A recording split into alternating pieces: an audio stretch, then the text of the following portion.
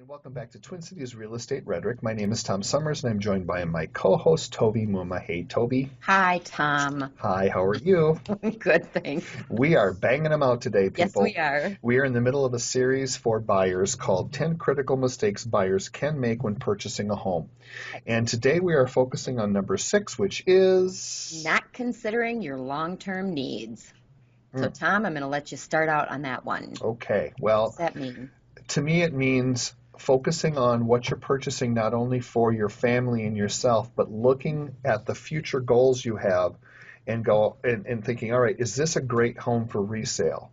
Right, A great example would be, is this the only two-story home in the whole neighborhood and everything else is a split entry? right, You don't want to be the one that sticks out. You want to be the one that is very general with whatever your neighborhood is. right, And also, too, does it have the things that are most common in your area for resale?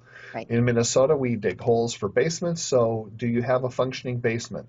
Do you have enough bedrooms, bathrooms, whatever the norm is, so that you can attract the largest buyer pool when you go to sell and it doesn't turn into an Achilles heel for you because you right, had to have that house, but it didn't have something. And right. I harp on my clients a lot about that, but I think it's important. Toby, what do you think? Well, and you know what? And I do the same thing. If I have my clients that are, looking at a property or they're, really interested in something, I don't want to necessarily say something right away, but, you know, in time just kind of bring up things. I mean, you never know. You think it's going to be your lifelong house. You're like, I'm going to stay here forever, but you get a job transfer, you win the lottery,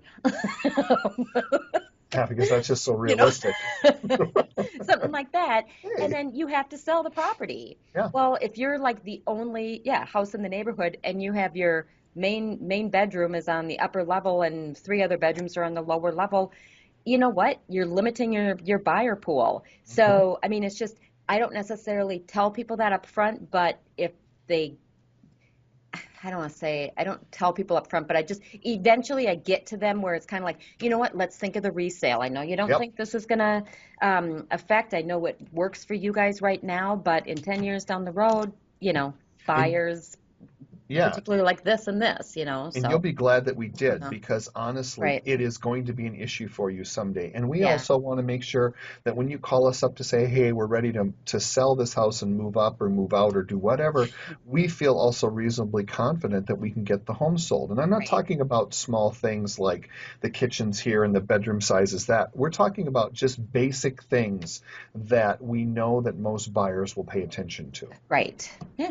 Yeah. So that's So it. come visit us on Facebook. Twin Cities Real Estate Rhetoric is our page. You have our contact information, so if you have any questions or concerns, please feel free to give us a call or send